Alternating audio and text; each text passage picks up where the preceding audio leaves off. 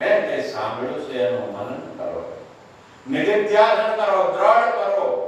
જેમ વ્યવહારની અંદર આપણે ક્ષત્રિય હોય તો કે હું ક્ષત્રિય પુત્ર છું, પટેલનો પુત્ર હોય તો હું પટેલ જ છું, અને અન્ય જે બ્રાહ્મણનો પુત્ર હોય કે હું બ્રાહ્મણ જ છું. ગર્વ કરે છે કે નહીં કરતા? એવી જ રીતે આપણે દ્રઢ કરવું જોઈએ. અમૃતસ્ય પુત્રઃ, વેદો કહે છે તમે અમૃત સ્વરૂપ પરમાત્માના પુત્રો છો. તો બાપ એવા બેટા અને બળેવા બેટા. એટલે સદગુરુ ભગવાને કીર્તન કલિકાની અંદર આપણને દ્રઢ જ્ઞાન કરાવવા માટે શું કર્યું? સુંદર વચન કર્યું, થાવો બાળક સાચા, થાવો બાળક સાચા, પિતાના ગુણને અંતરમાં પ્રગટાવો. છો અમૃતના કાળ, છો અમૃતના બાળ, પિતા સમાન અમારા બની જાઓ. કે નહીં? પિતા કેવા છે આપણા? અમાર છે, સચિદ આનંદરૂપ છે, નિરંતર નિરાનંદમાં મસ્ત રહે છે. એવી રીતે આપણે પણ દ્રઢ કરવું જોઈએ કે હું પરમાત્માનું સંતાન છું, પરમાત્મા મારા પિતા છે, એ અજાર અમર છે. એવી રીતે હું પણ આત્મા અજાર અમર છું. એવું વારવાર ન કરો, મનન કરો, પછી નિધિધ્યાસન દ્રઢ કરો. એમાં તમે જરાય કટાશ ન રાખો. જેવી રીતે જો કઈ કટાશ છે તો એ જ્ઞાન ભૂલાય છે અને દેહ ભાવ આવશે. દેહ ભાવ આવશે એટલે તમે કર્તા બનશો, ભોગતા બનશો, અને કર્તા ભોગતા બનીને શરીરથી, મનથી, વાણીથી જે જે કર્મ કરો છો એ કર્મનું ફળ ભોગવવા માટે જન્મ લો. જન્મ લેશો એટલે શરીર જ્યાં સુધી રહેશે ત્યાં સુધી એ દુઃખો રહે છે, પછી મરણનું દુઃખ. તો જન્મ મરણનો ચક્ર આઘાત કરશે, મતલબ ફેરાર કરશે જીવ સંસારની અંદર. કે નહીં? પુનરપી જનનમ પુનરપી મરણમ પુનરપી જનની જગરે શયનમ યહ સંસારે ખલુ દુસ્તારે કૃપયા પારે પાહી મુરારે ભજ ગોવિંદમ ગોવિંદમ ગજ મૂઢમતે. જેસા જન્મ મરણના ચક્રથી છૂટવું હોય તો ભજન કરો, પરમાત્માની ભક્તિ કરો, પોતાના આત્માનો વાર વાર ચિંતન કરો. કેવું ચિંતન?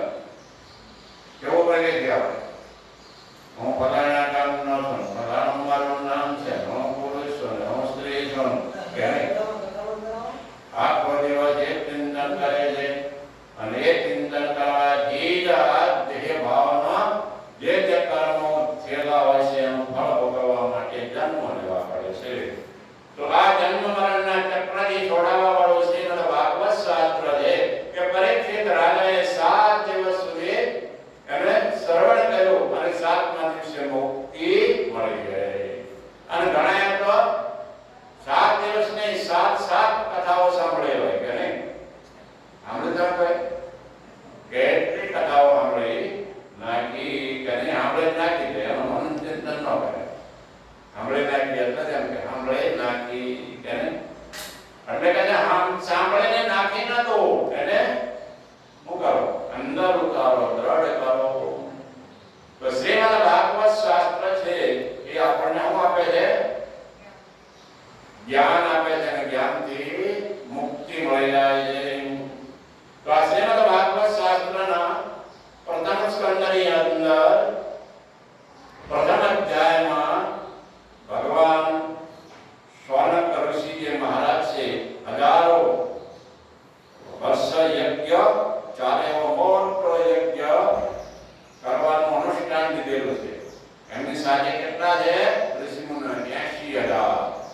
એ બધાએ પ્રતિદિન 1,000 વર્ષ ચાલે એવો મોટો યજ્ઞ કરી રહ્યા છે. અને પ્રતિદિન યજ્ઞ કરીને પછી કહે છે આપણે સમય જે આપણો બચે છે એના દ્વારા એવું સુંદર શાસ્ત્રનું જ્ઞાન શ્રવણ કરીએ કે જેથી આપણો ઉદ્ધાર થાય. એટલે સોનાકાજી 80,000 શિષ્યો બધા ગયા સુરજી પાસે.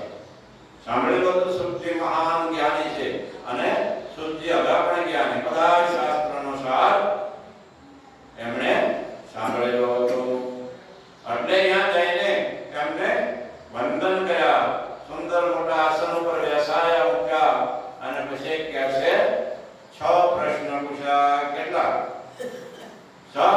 પ્રશ્ન પેલા પૂછે છે કિમ શ્રેય